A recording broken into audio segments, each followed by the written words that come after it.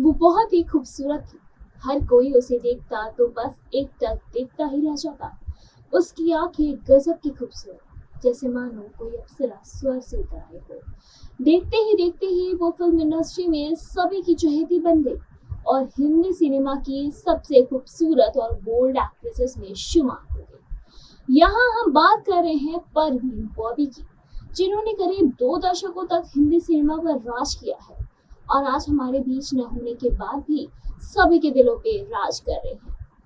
एक जमाने की सबसे खूबसूरत और बोल्ड एक्ट्रेस परवीन बॉबी की 70वीं यानी कि उन्होंने अपनी बर्थ एनिवर्सरी पर कई चीजें बयां हुई थी। बता दें कि उनकी काफी ज्यादा खूबसूरत फिल्में हैं और ऐसी फिल्में जिन्हें लोग आज तक दिल में बसाए हैं। Deewar, Amar Akbar Anthony, the burning train, Shah, Kaalia, Namak Halaal जैसी दर्जनों सुपरहिट फिल्मों का हिस्सा रही परवीन की निजी जिंदगी बेहद ही दर्दनाक थी। आखिर उनकी निजी जिंदगी में क्या कुछ हुआ, हम बताएंगे आपको हमारी इस रिपोर्ट में। परवीन बॉबी करियर के पीक पर थी जब उन्हें पैरानाइड सिजोफ्रेनिया नाम की लाइलाज बीमारी हो गई। उन्होंने अपनी बीमारी दुनिया से राज रखना चाहा, लेकिन समय के साथ उनके बदलते बिगड़ते रवैये ने सब कुछ बर्बाद कर दिया। कभी परवीन बॉबी कहती थी कि अमिताभ बच्चन ने उन्हें किडनैप कर लिया है, कभी उनके गले में चिप लगा दी है, तो कभी वो पूर्व अमेरिकी प्रेसिडेंट बिल क्लिंटन और प्रिंस चार्ल्स जैसे इंटरनेशनल हस्तियों पर हत्या की साजिश रचने का आरोप लगाती थी। परवीन बॉबी को न्यूयॉर्क में पागलखाने में भी रखा गया था। बीमारी के चलते परवीन इंडस्ट्री से दूर हो गई और अकेलेपन में समय गुजारने लगी। बात यह है 2005 की, जब वो फ्लैट में उनके 3 दिनों से सड़ती हुई लाश मिली तो बॉलीवुड में हड़कंप मच गया। परवीन बॉबी ने अपने करियर की शुरुआत बतौर मॉडल की थी, लेकिन जल्द ही उन्हें फिल्मों से ब्रेक मिल गया। 1973 में उन्होंने क्रिकेटर सलीम दुरानी के अपोजिट फिल्म चैत्र से डेब्यू किया। फिल्म फ्लॉप रही, लेकिन परवीन बॉबी का चेहरा और खूबसूरती लोगों की आंखों में बस गई। हर कोई ये जानने के उत्सुक हो गया कि आखिर लड़की है कौन। शायद यही वजह रही जिन्हें कि उन्हें फ्लॉप डेब्यू के बाद भी ढेर सारी फिल्मों ऑफर हुई। डेब्यू के 1 साल के अंदर ही उन्होंने अमिताभ बच्चन के अपोजिट पहली ब्लॉकबस्टर फिल्म दी। आज से ठीक 70 साल पहले वली मोहम्मद खान के घर जूनागढ़ में बेटी परवीन बॉबी का जन्म हुआ था। उनका परिवार जूनागढ़ के नवाबों के खानदान से ताल्लुक रखता था। परवीन बॉबी का जन्म उनके पेरेंट्स की शादी के 14 साल बाद हुआ था और यही वजह रही कि उन्हें बचपन से ही नाजों से पाला गया था। परवीन महज 5 साल की थी जब उनके पिता वली मोहम्मद का इंतकाल हो गया। ऐसे में उनकी माँ जमाल बख्ते बॉबी ने अहमदाबाद में अकेले रहते हुए उनकी परवरिश की। माउंट कार्मल हाई स्कूल से पढ़ाई करने के बाद परवीन ने सेंट जेवियर कॉलेज से इंग्लिश लिटरेचर की डिग्री हासिल की। परवीन बॉबी कम उम्र से ही बेहद बोल्ड थी।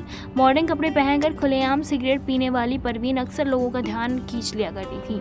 यही वजह रही कि महज 18 साल की उम्र में परवीन को बड़े बड़े मॉडलिंग प्रोजेक्ट मिलने लगे।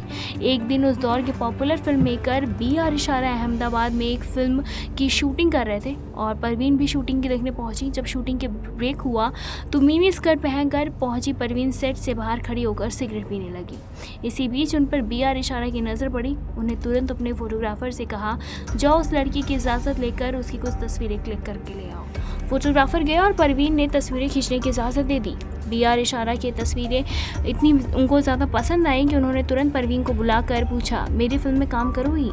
परवीन ने उन्हें बड़े कॉन्फिडेंस से जवाब दिया, कहानी पसंद आई तो ज़रूर करूँगी। जवाब सुनकर बी.आर. इशारा दंग रह गए कि एक ऐसी यंग लड़की में इतना कॉन्फिडेंस हो सकता है। उन्होंने तुरंत परवीन को अपने आने वाली फिल्म चरित्र की कहानी सुनाई जो परवीन को पसंद आ गई। इस तरह परवीन को उनके करियर की पहली फिल्म चरित्र मिल गई। ये किस्सा बी.आर. इशारा ने वाइल्ड फिल्म्स इंडिया को दिए गए एक इंटरव्यू में सुनाया था।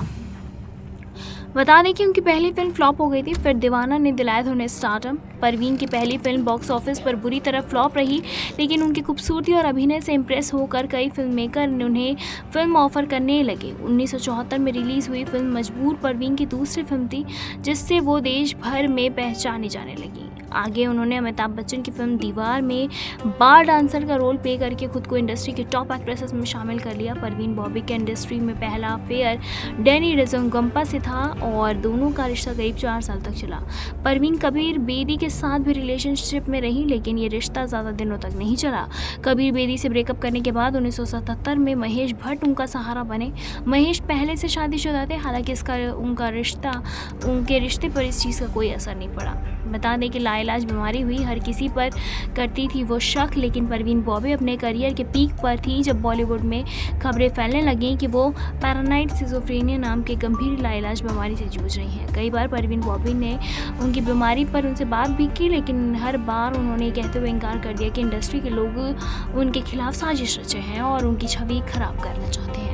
परवीन बॉबी ने कभी नहीं कबूल किया कि उन्हें पैरानाइड सिजोफ्रेनिया है, और हालांकि उनके अजीबोगरीब बयान हैं और उनका बदला हुआ बर्ताव सब कुछ साफ कर रहा था। परवीन बॉबी की बीमारी के गवाह महेश भट्ट थे, जो उनके साथ रिलेशनशिप में थे। उनकी मौत के बाद महेश भट्ट ने फिल्म मेकर मैगजीन को दिए गए एक इंटरव्यू में अपने रिश्ते और कुछ अजीबोगरीब घटनाओं का जिक्र किया था।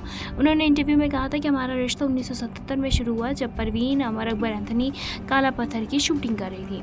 हम साथ रहने लगे, लेकिन एक दिन अचानक बुरी कहानी शुरू हो गई। 1979 की एक शाम मैं उनके घर पहुंचा तो देखा कि उनकी बुजुर्ग माँ जमाल बॉबी कॉरिडोर में सहमी खड़ी हुई है। उन्होंने फुसफुसा कर कहा, देखो परवीन को क्या हुआ। मैं अंदर गया तो देखा कि ड्रेसिंग टेबल पर लाइन से परफ्यूम की बोतलें रखी हुई और परवीन फिल्म कॉस्ट्यूम में पलंग और दीवार के बीच डूब के बैठी। वो कांप रही थी और उनके हाथ में एक चाकू था। मैं उनसे पूछा कि क्या कर रही हो, तो उन्होंने धीमी आवाज़ में कहा, श्श, बात मत करो। इस कमरे में जासूसी करने वाले लोगों ने रिकॉर्डिंग डिवाइस लगा दी है, मुझे मारने की कोशिश कर रहे हैं, मुझ पर झूमर गिराने की कोशिश कर रहे हैं। मैं कुछ समझ नहीं पाया और देर में परवीन मेरा हाथ पकड़कर बाहर ले आई। उनकी मां निराशा के साथ मुझे देख रही थी। मैं उनकी आंखें बता रही थी कि ऐसा पहली बार नहीं हुआ है। परवीन की हालत देख महेश भट्ट समझ चुके थे कि इसकी हालत बिगड़ चुकी है और उन्हें इलाज की सख्त ज़रूरत है। महेश को परवीन को लेकर कई नामी डॉक्टर्स के पास गए। पहले तो परवीन को मेडिसिन दी गई और मेडिसिन से ट्रीट करने की कोशिश की गई, लेकिन उसके बाद नहीं बनी तो फिर डॉक्टर्स ने उन्हें शॉक थेरेपी देने को कहा। महेश भट्ट ने इसे इनकार कर दिया। फिल्म मेकर को दिए गए एक इंटरव्यू में महेश ने एक किस्से का जिक्र करते हुए बताया था कि परवीन अपने आसपास की हर चीज़ पर शक करती थी। एक दिन उन्होंने महेश से कहा था कि उनके कैमरे में लगे एयर कंडीशनर में एक चिप लगाई गई है। परवीन का वहम दूर करने के लिए महेश भट्ट ने पूरा एयर कंडीशनर खुलवा कर दिखाया, लेकिन वो फिर भी नहीं मानी। इसी इंटरव्यू में उन्होंने बताया था कि एक दिन हम मेरे दोस्त यूजी कृष्णमूर्ति से मिलकर लौट रहे थे, जो कि एक फिलोसफर थे, और परवीन ने रास्ते में भी चिल्लाना शुरू कर दिया। कहने लगी कार में बम है और मुझे बम का अलार्म सुनाई दे रहा है। ये कहती ही वो चलती कार से उतरने की कोशिश करने लगी। रास्ते में लोगों को लग रहा था कि परवीन और मेरी लड़ाई हो रही है। तमाशा बनने लगा तो मैं उन्हें टैक्सी से घर पहुंचाया था। महेश भट्ट को उनके डॉक्टर ने सलाह दी थी कि जब तक परवीन की हालत नहीं सुधरती उन्हें फिल्मी दुनिया से दूर रखा जाना चाहिए। महेश भट्ट ने डॉक्टर की बात मान ली और 1979 में वो खुद परवीन के साथ मुंबई छोड़कर चले गए, जाने की बात करने लगे। हालत में सुधार नहीं आया तो डॉक्टर्स ने महेश भट्ट को उनसे दूर रहने की सलाह दी। महेश भट्ट ने वही किया और वो परवीन को छोड़कर मुंबई लौट आए। वो मुंबई में डॉक्टर्स के साथ और उन्हें संपर्क कर परवीन की मदद करते रहे। एक दिन परवीन ने डॉक्टरों से कहा कि वो वापस मुंबई लौटकर फिल्मों में काम करना चाहती है, लेकिन डॉक्टर्स ने उन्हें ऐसा करने से साफ मना कर दिया। जब कम कपड़ों में महेश भट्ट के पीछे दौड़ पड़ी थी परवीन। बता दें कि कई दिनों तक अलग रहने के बाद एक दिन महेश भट्ट परवीन से मिलने बैंगलोर गए और वहाँ पे परवीन ने मिलते ही उन्हें एहसास दिला दिया कि वो अपना इलाज नहीं करवाना चाहती। इस बात के लिए महेश ने कन्विंस करने के लिए वो उन्हें सेड्यूस करने लगी और कहा, ये तो या तो मैं या डॉक्टर। महेश भट्ट समझ गया, उन्हें छोड़कर निकल गए। ये बात परवीन से बर्दाश्त नहीं हुई और वो कम कपड़ों में ही उनके पीछे दौड़ पड़ी। आखिरकार 1980 में महेश भट्ट ने परवीन बॉबी से सारे रिश्ते ख़त्म कर दिए। इस अलगाव के बाद परवीन ने इलाज कराना बंद कर दिया और मुंबई आकर फिर फिल्मों में काम करने लगी। परवीन बॉबी साल 1983 में एक फिल्म की शूटिंग कर रही थी और इस शूटिंग के बीच ही 30 जुलाई 1983 को परवीन गायब हो गई। लोगों ने उनका पता लगाने की तमाम कोशिश की, लेकिन उनकी कोई खबर नहीं मिली और अफवाह फैली कि परवीन बॉबी अंडरवर्ल्ड के लोगों की नज़र भी थी और लोग उन्हें उठा ले गए। बता दें कि साल 1984 में परवीन बॉबी को न्यूयॉर्क एयरपोर्ट पर पुलिस ने पकड़ लिया और फिर पागल खाने में बंद करवा दिया। परवीन एयरपोर्ट पर अजीबोगरीब बर्ताव कर रही थी। जब सिक्योरिटी स्टाफ ने उनसे पूछताछ की तो वो अपनी पहचान नहीं बता सकी।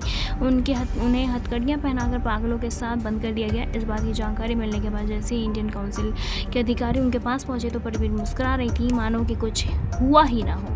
बता दें कि 6 साल बाद 1989 में परवीन मुंबई लौट आई। सफाई में उन्होंने कहा कि वो अपने दोस्त यूजी कृष्णमूर्ति के साथ दुनिया भर घूमकर अध्यात्म की राह पर चल रही थी। उन्हें कुछ साल कैलिफोर्निया में भी गुजारे थे। वापस लौटकर परवीन ने दोबारा फिल्मों में काम करना शुरू कर दिया। बता दें कि साल 1988 में परवीन को अमिताभ बच्चन के साथ फिल्म शान में कास्ट किया गया था। एक दिन फिल्म का टाइटल सॉन्ग शूट हो रहा था, तभी परवीन ने शोर मचाते हुए शूटिंग रुकवा दी।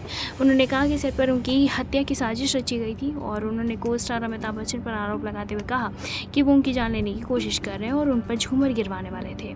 बता दें कि परवीन की ये संगीन आरोप सुनकर हर कोई हैरान रह गया, लेकिन उनकी मानसिक स्थिति किसी से छुपी नहीं थी। शूटिंग रुक गई और परवीन घर चली गई। साल 1989 में फिल्म फेयर मैगजीन को दिए गए इंटरव्यू में परवीन ने कहा, Amitabh Bachchan super international gangster हैं, वो मेरी जान के पीछे हैं। उनके गुंडों ने मुझे किडनैप किया और एक आयरलैंड में रखा, जहां उन्होंने सर्जरी कर मेरे कान के नीचे एक चिप लगाई है। इस इंटरव्यू के साथ परवीन की तस्वीरें आई जिसमें कि उनके कान के नीचे कट था। अमिताभ बच्चन के बाद परवीन ने bill Clinton, Prince Charles, US government से जैसे कई नामी लोगों के खिलाफ केस फाइल की। परवीन का कहना था कि ये लोग उनकी जान लेना चाहते हैं। हालांकि कोर्ट ने सबूतों की कमी के चलते केस बंद कर दिया। ये थी परवीन बॉबी से जुड़ी कुछ खास कहानी। आपको इनकी कहानी कैसी लगी हमें कमेंट करके बताएं। ऐसी तमाम लेटेस्ट खबरों को जानने के लिए जुड़े रहे हमारे साथ और देखते रहने नेक्स्ट लाइव।